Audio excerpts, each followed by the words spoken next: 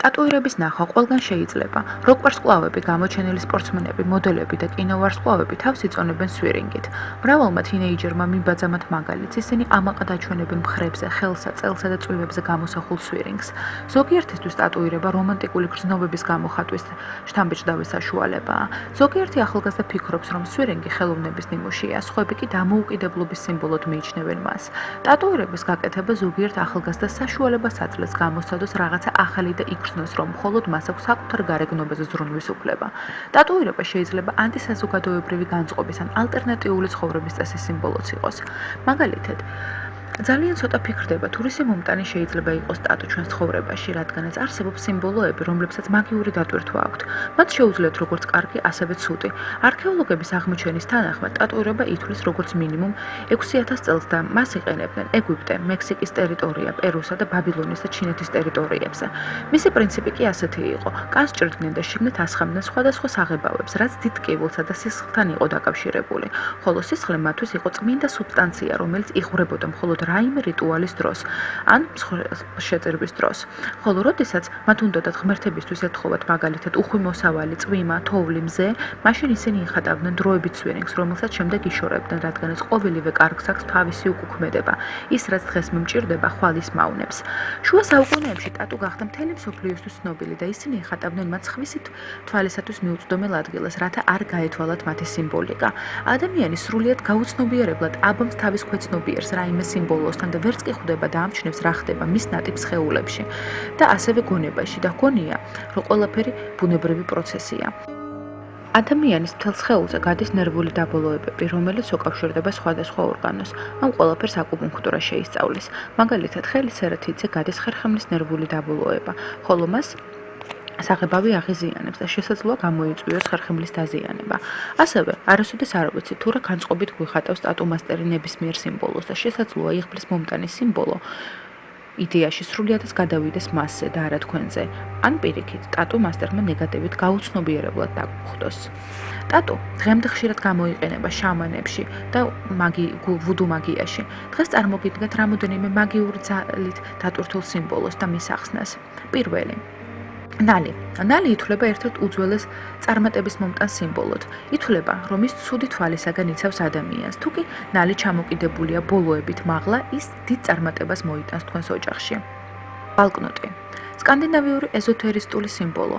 სამი ერთმანეთზე გადამკვეთი სამკუთხედი, რომლებიც გამოხატავენ იგდრასალის 9 სამყაროდან 3-ს, ასგარდს, ზეციურ სამყაროს, მიდგარდს, შუა სამყაროს და ჰელჰეიმს, მიწისქვეშა სამყაროს. მიუხედავად ამისა, ის 9-ვე სამყაროს კავშირის სიმბოლოა. ის ასევე არის ოდინის სიმბოლოც. მის მატარებელს ულევის სიხარული და სიძლიერე ელის, ოღონდ ეს ისე ადვილად არავის ეძლევა და მუდმივი ხიფათი და გამოცდა უნდა ჩააპაროს ჯერ. ყოვლის მხედველი ოკო. თვალი.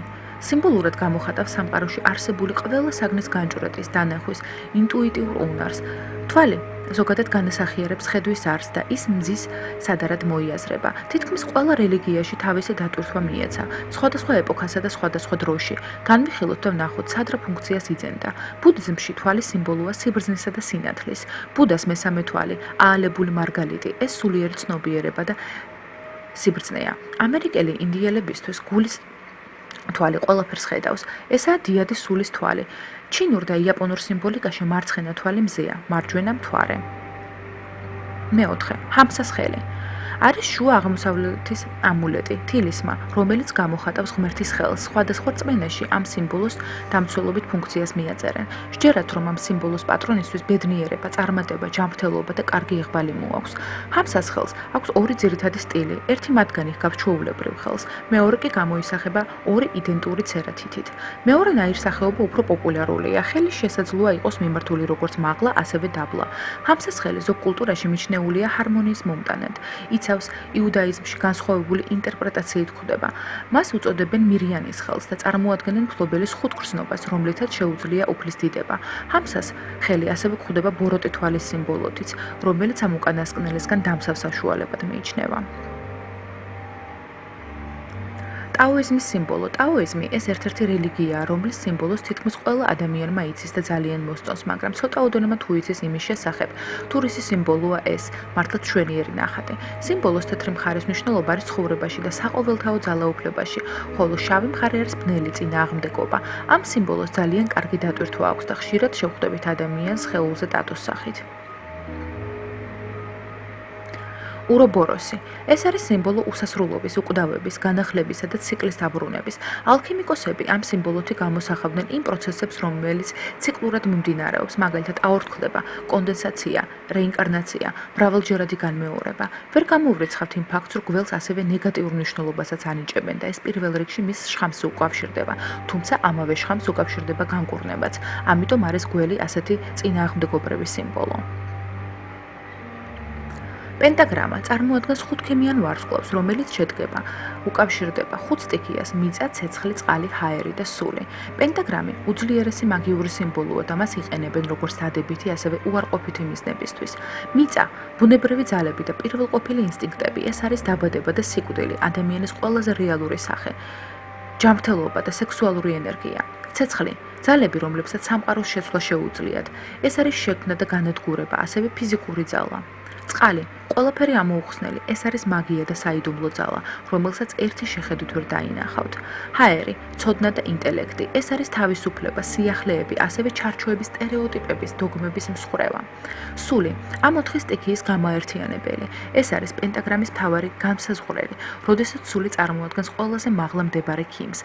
ეს ნიშნავს იმას, რომ ბუნების სტიქიები გაერთიანებულია ჰარმონიის მისაღწევად და დასამყარებლად, მაგრამ როცა ქიმი ყველაზე დაბლაა მიმართული, ეს ნიშნავს იმას, რომ ოთხი სტიქიის ძალა გადადის იმ ადამიანის ხელში, ვისაც პირადი ინტერესები ამოძრავებს. ანუ დიდი მნიშვნელობა აქვს, როგორ დაიტან თქვენ სხეულზე ამ სიმბოლოს. თუ ქიმი ქვებითაა მიმართული, მას ხშირად იყენებენ სატანისტები, ოკულტისტები და შავი მაგები, ხოლო თუ ქიმი ზევითაა მიმართული, მაშინ პირიქით ეს სიმბოლო თქვენ ცხოვრებაში ბალანსს შემოიტანს. ანხი, ეგვიპტური იეროგლიფური ფიგურა, რომელიც იკითხება როგორც სამარადისო სიცოცხლე. ეგვიპტურ ღმერთებს ბევრ სურათში უჭირავთ ანხი. ის ასევე ცნობილია როგორც სიცოცხლის გასაღები, ნილოსის გასაღები. ანხი ხშირად გვხვდება ძველ აკლდამების ნახატებში. მას ხშირად ატარებდნენ ეგვიპტელები, როგორც ამულეტს. ანხი არასდროს იხატებოდა ვერცხლისფრად. იგი იყო ყოველთვის მზის სიმბოლო. მას ჭედავდნენ იმ მეტალისგან, რომელიც ეგვიპტელების აზრით მზესთან იყო დაკავშირებული. ისეთი მეტალები, როგორიცაა ოქრო და სპილენძი. ეს სიმბოლო ხშირად გვხვდება ძველი კვიპროსის მონეტებში.